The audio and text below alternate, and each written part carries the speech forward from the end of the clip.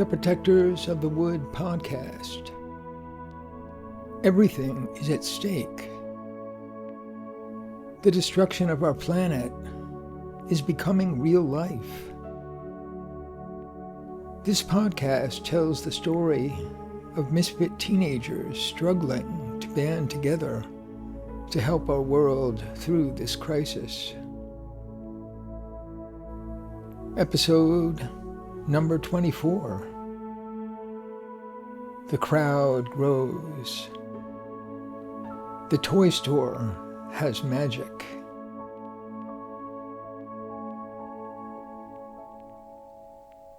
The next morning, Phoebe awoke to the irritating beeping of her cell phone alarm.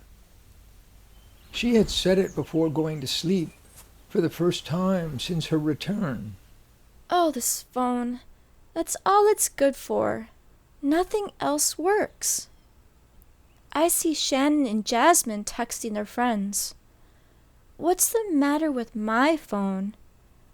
I just thought we had no service near the forest. She sat on the side of the bed, wanting to go back to sleep. But then the memory of the day before washed over her like a wave. Life seemed to be moving very fast, just the way she liked it. This was the kind of world she had dreamed of, and she intended to make the most of it. I need a new pair of shoes and some decent clothes. What will I wear for this party? It's making me nervous. Before 10 o'clock, Phoebe was out of the house and walking toward town.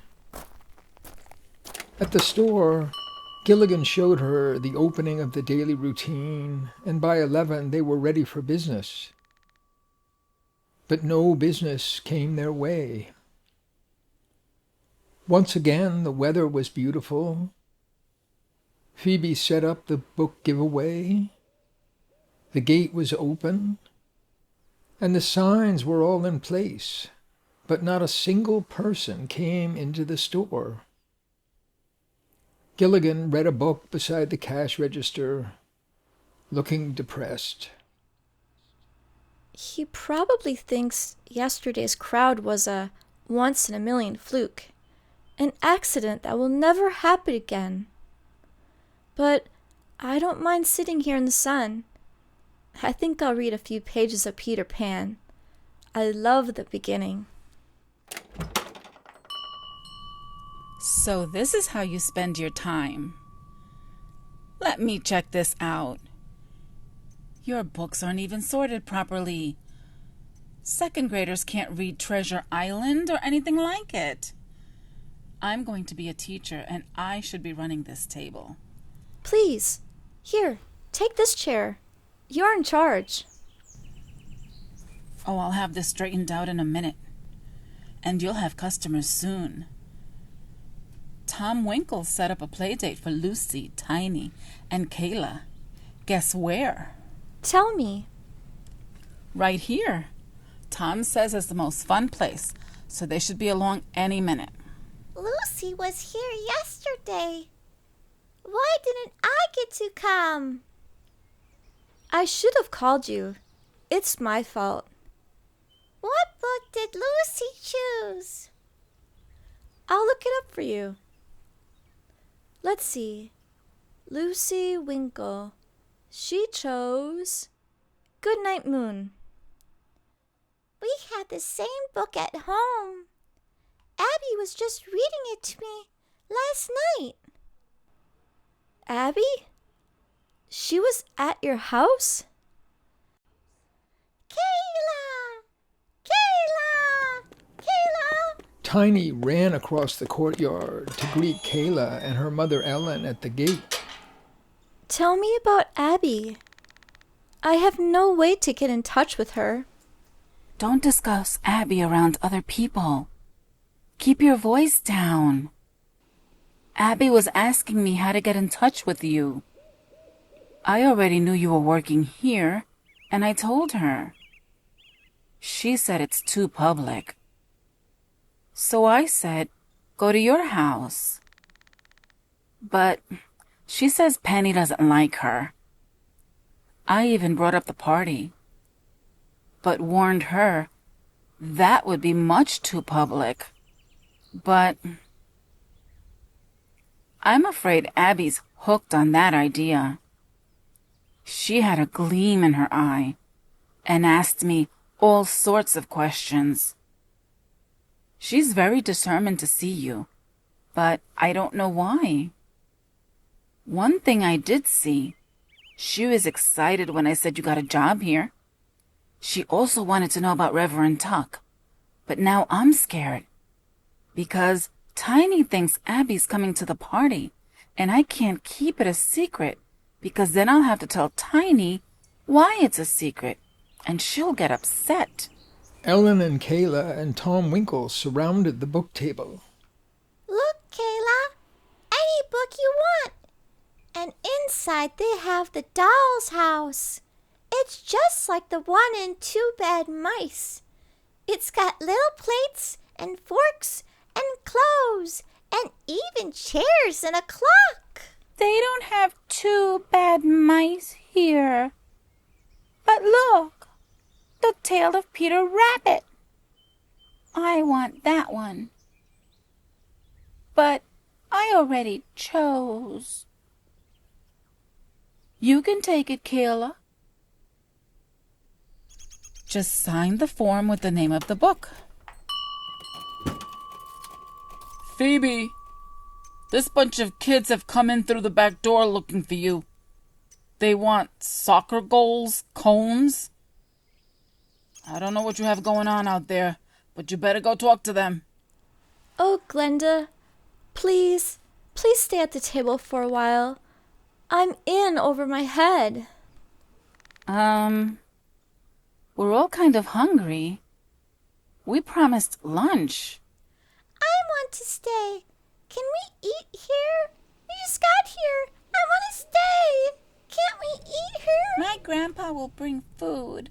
He always does. You'll see. Please, I want to stay.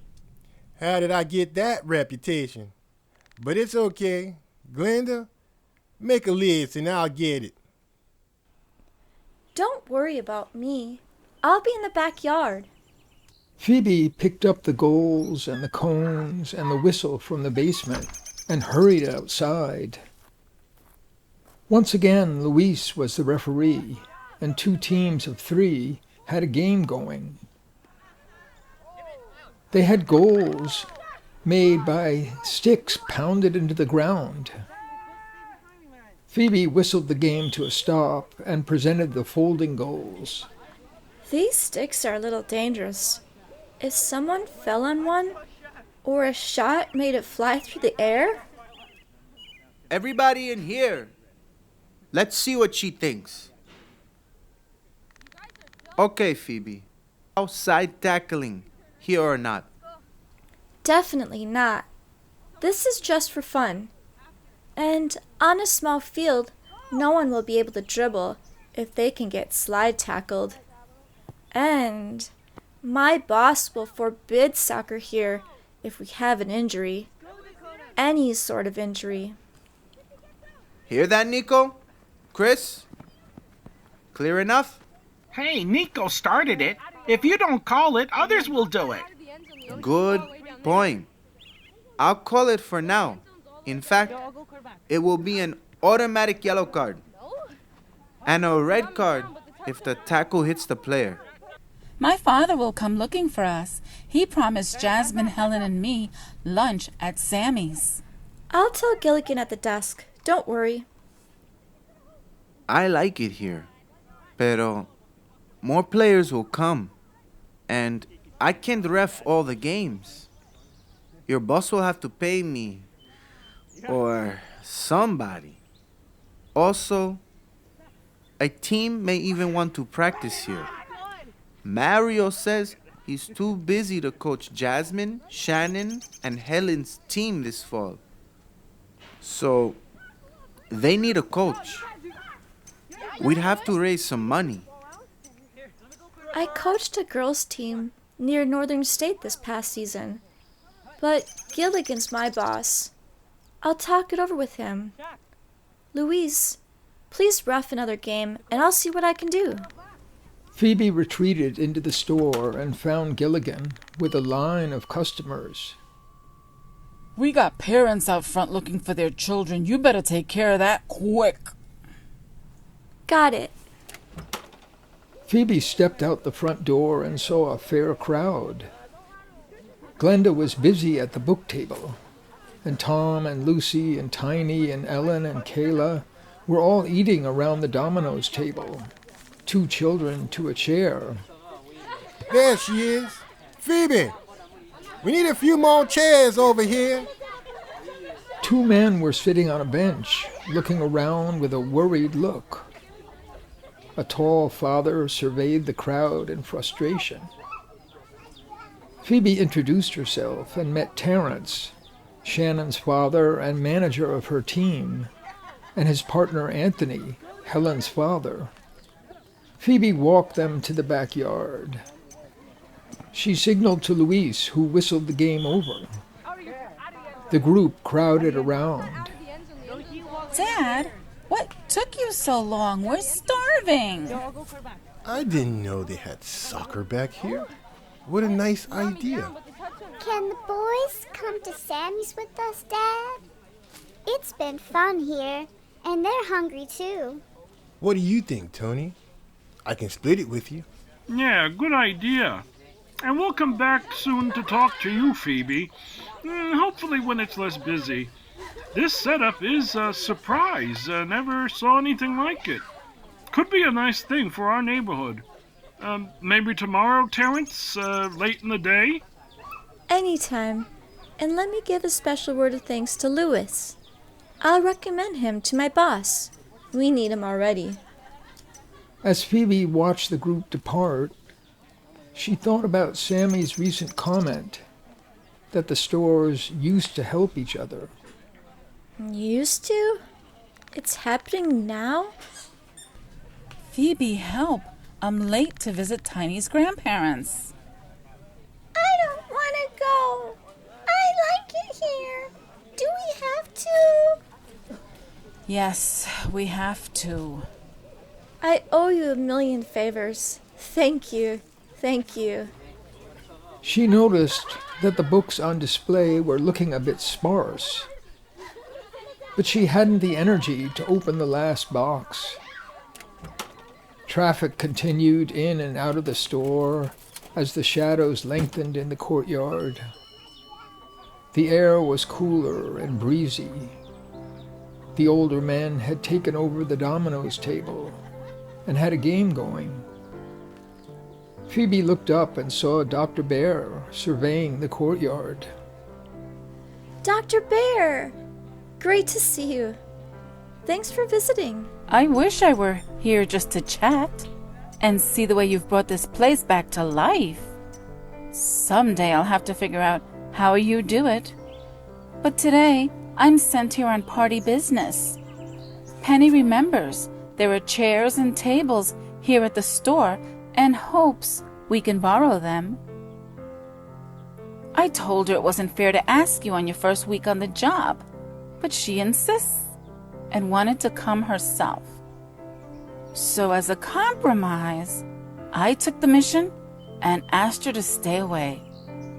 It's perfectly okay to refuse. I'm just doing my duty.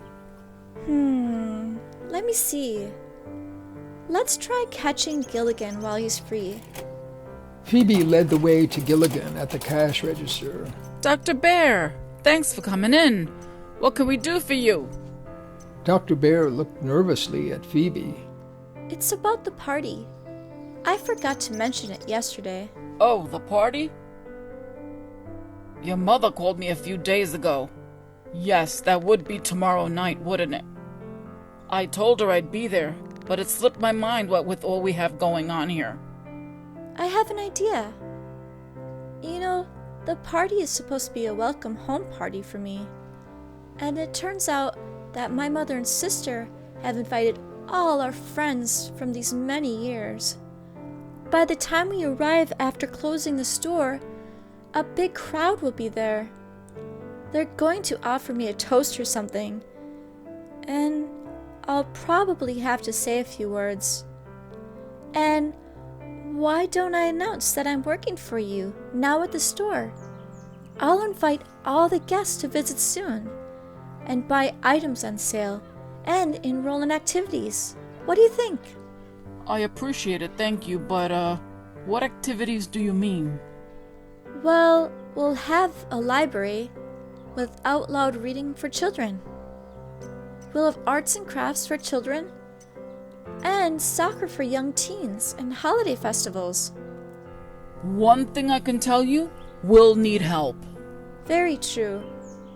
But we already have a few volunteers. Gilligan already knew Phoebe too well to think this was the end of the conversation. He waited. Oh, and another thing. Penny needs chairs and tables for the party. We can load some in Dr. Bear's car, just as a gesture of goodwill. What do you think, Dr. Bear? I think it's a splendid idea. You have no idea how many people will be there by 8 o'clock, and Phoebe's the guest of honor. Okay then. And you know, I sincerely appreciate what you're doing here. My work hours are so busy, and then on the weekend I just collapse with nothing to do. I saw that sign in your window. The one that says, "Enjoy yourself, create a picture today." I think I'll look at your art materials and perhaps come back and buy on the weekend. Oh, Phoebe, no tables in my car, please. It's built for comfort, you know. I'll send Jim over here with the Jeep. Phoebe walked Dr. Bear to the sidewalk and gave her a hug. On her way back, she said hello to the group of dominoes players enjoying the evening breeze. She invited them all to the party, even though they probably knew about it already. Chester Peterson stood up for a private chat with Phoebe. He looked around suspiciously, as if someone might overhear their conversation.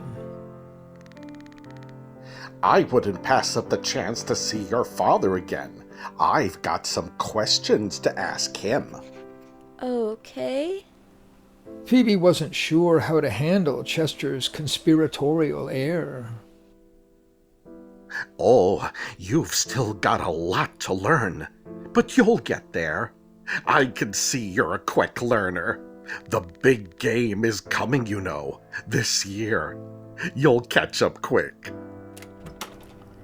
Walking back inside the store, Phoebe realized she was still missing the heart of the mystery around her. I still don't really know what's going on in this town. And with Abby coming to the party, I've got responsibilities. I sure hope I can handle them.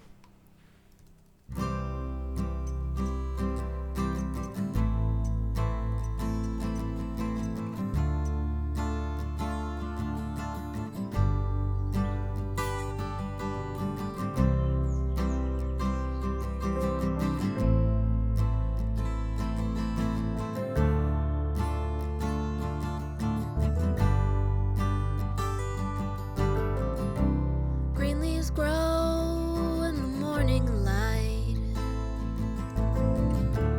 Blackbird on the wing.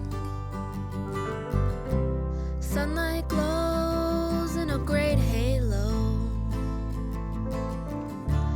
It's a golden ring.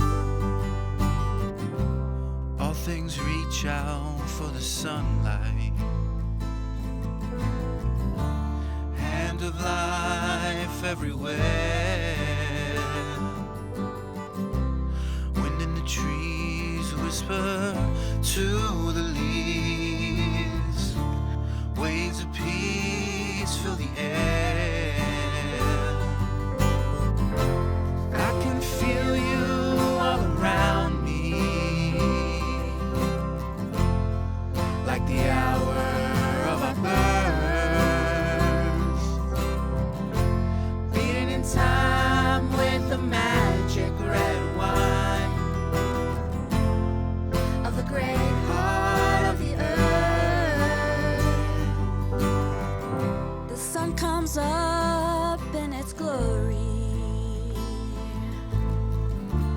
just like the first dawn.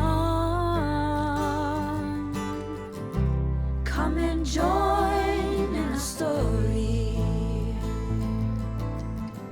The long night is gone.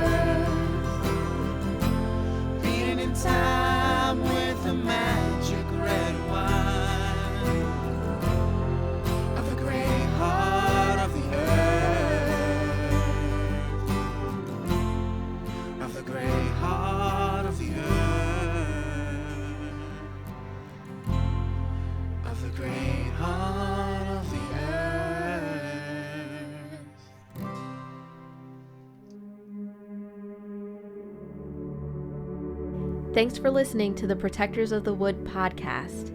Find all our podcasts, songs, and projects on our website, www.protectorsofthewood.com. And to all the eco warriors out there, remember that everyone can make a difference and every action counts.